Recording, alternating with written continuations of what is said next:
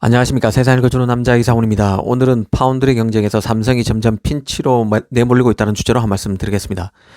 지난해인 2022년 4분기 파운드리 점유율이 나왔습니다. TSMC는 무려 58.5%로 전분기보다 2.4%포인트 늘어났고, 삼성은 15.5에서 15.8%로 사실상 제자리 흐름을 그쳤습니다. TSMC 점유율이 삼성의 3.7배에 달합니다.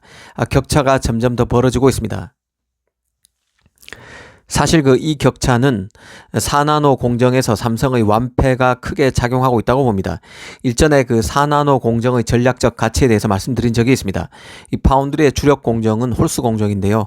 7나노, 5나노, 3나노식입니다. 그런 맥락에서 보면 4나노는 5나노와 3나노 사이의 브릿지 공정입니다. 삼성 입장에서는 주력 공정인 7, 5, 3나노에서 뒤지더라도 브릿지 공정격인 징검다리 공정격이죠. 4나노에서 경쟁력을 갖추고 있으면 3나노라는 값비싼 노드가 부담스러운 팹리스 고객이나 아니면 TSMC의 5나노 캐파가 다 차서 더 이상 TSMC를 활용할 수 없는 고객을 유혹해서 저렴한 가격에 5나노보다 선진 노드인 4나노로 유인하는 전술 구사가 가능해집니다. 그런데 TSMC가 4나노까지 급비치를 내면서 모든 게 달라졌습니다. 이 퀄컴의 경우는 처음에는 삼성의 스냅드래곤 칩셋 시리즈 중 가장 최고 사양의 AP인 스냅드래곤 8 1세대 AP를 삼성 4나노에 줬었지만 수율 논란 끝에 스냅드래곤 8 1세대 플러스와 2세대 AP를 모두 TSMC 4나노에 넘겼습니다. 충격은 여기서 끝이 아닌데요. 이 퀄컴 AP 시리즈 중에서 최고 사양인 8 시리즈의 바로 아래 AP 시리즈인 7 시리즈 AP마저 TSMC에 뺏겼다는 소식이 정설처럼 굳어지고 있습니다. 이 7 시리즈 같은 경우도 마찬가지 궤도로 처음엔 이 퀄컴이 스냅드래곤 7 1세대 AP를 삼성 4나노에 맡겼었지만 7 1세대 플러스는 TSMC 4나노로 갈아탔다는 얘기가 사실상 오피셜로 받아들여지고 있습니다. 이제는 퀄컴이 삼성과 TSMC를 저울질하다 완전히 TSMC로 기울었다는 관측마저 버젓이 외신에서 나오고 있는 상황입니다.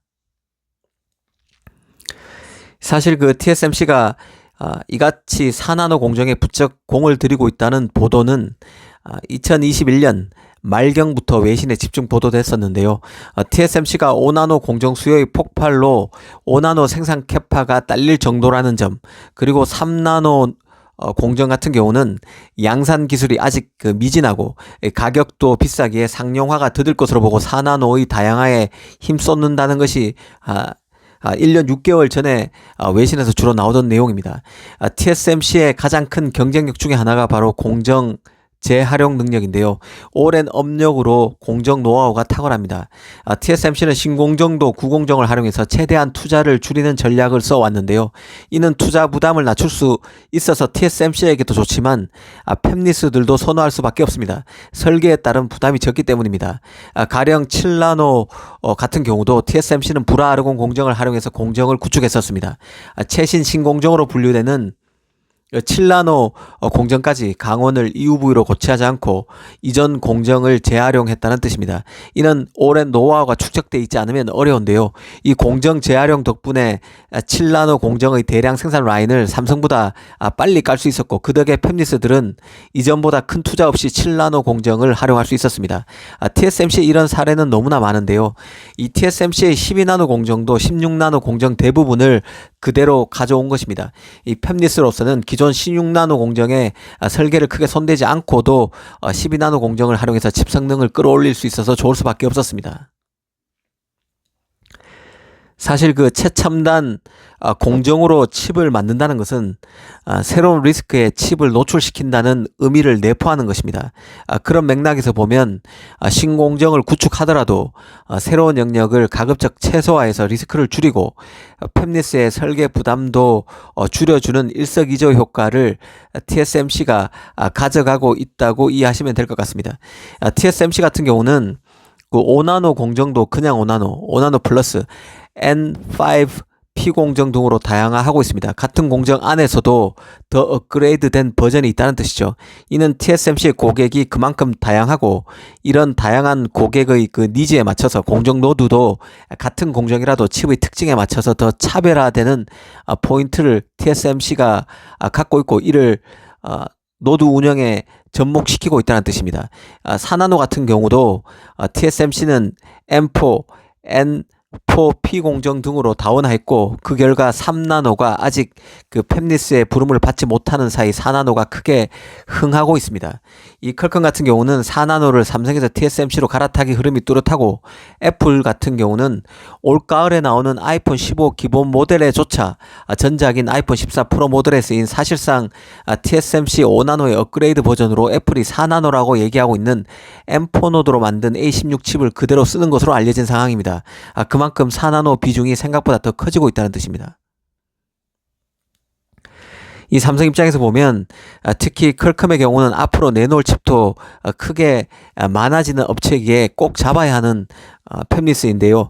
이 퀄컴은 AP만 만드는 업체가 아닙니다. 그 AP에서 CPU 그리고 자율주행, VR, AR 칩 등으로 사업을 점점 확장하고 있습니다. 특히 누비아 인수 이후에 처음으로 ARM 기반 CPU도 내놓게 됩니다. 이런 퀄컴이기 때문에 이 파운드리에 재진출한 인텔마저도 퀄컴을 가장 신경 써야 할 잠재 고객으로 보고 공을 들이고 있습니다. 이런 마당에 TSMC에 자꾸 4나노 칩 물량을 뺏기는 입장이기 때문에 삼성 입장에서는 좀 불길한 것이죠. 현재로서는 삼성 입장에서 가장 긍정적인 시나리오라면 이 퀄컴의 3나노 AP를 따내는 것입니다. TSMC를 완전히 따돌리는 게 힘들다면 이 공동으로라도 물량을 유치하는 것도 나쁘지 않을 것입니다. 삼성의 분발이 더 필요합니다. 이 정리하면 TSMC는 4나노 노드로 기존 고객을 확실히 지키고 있고 삼성에 넘겨줬던 칩 물량도 되찾아오는 상황입니다. 자신의 경쟁력인 공정 재활용 능력과 팹리스의 다양한 입맛에 맞춰서 같은 노드도 여러 갈래로 나눠 운영하고 있는 게 주요하고 있다는 뜻입니다. 삼성은 4나노 수율을 끌어올리고는 있지만 이런 저간의 사정을 고려하면 결국 삼성은 3나노에서 역전의 발판을 마련해야 할 것으로 보입니다. 3나노에서 수율을 끌어올리고 성능을 입증해야만 합니다. 그래야만 삼성의 등을 돌린 퀄컴, 엔비디아 등과 같은 대형 고객이 다시 3나노에서 삼성에 기회를 줄 수 있을 것입니다. 특히 팹리스 입장에서는 TSMC의 높은 납품 단가가 부담스러운 불황기이기 때문에 삼성의 분발이 더 필요하다는 생각입니다. 일단 삼성의 경우는 그 3나노 고객으로 비트코인 채굴용 칩을 만드는 중국 업체 판세미가 공식적으로 확인됐고 텐서 칩을 만드는 구글도 또 다른 잠재 고객으로 거론되고 있는 상황입니다. 또 기대되는 유력 팹리스 중 하나가 방금 말씀드렸던 퀄컴인데요. 이 퀄컴의 맥가이어 부사장은 지난해 테크 서밋에서 열린 하와이에서 퀄컴이 3나노와 2나노 등 최첨단 제조 공정을 거론하면서 삼성과 협력 관계를 유지하고 있다고 말하기도 했습니다. 단일 칩 제조사에 의존하기에는 퀄컴의 칩 규모가 너무 크기 때문에 또 한번 멀티 파운드리 방식으로 가야 공급 문제가 완화될 것이라고도 했습니다.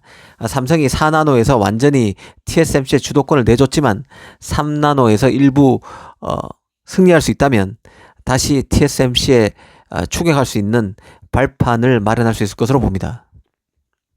감사합니다.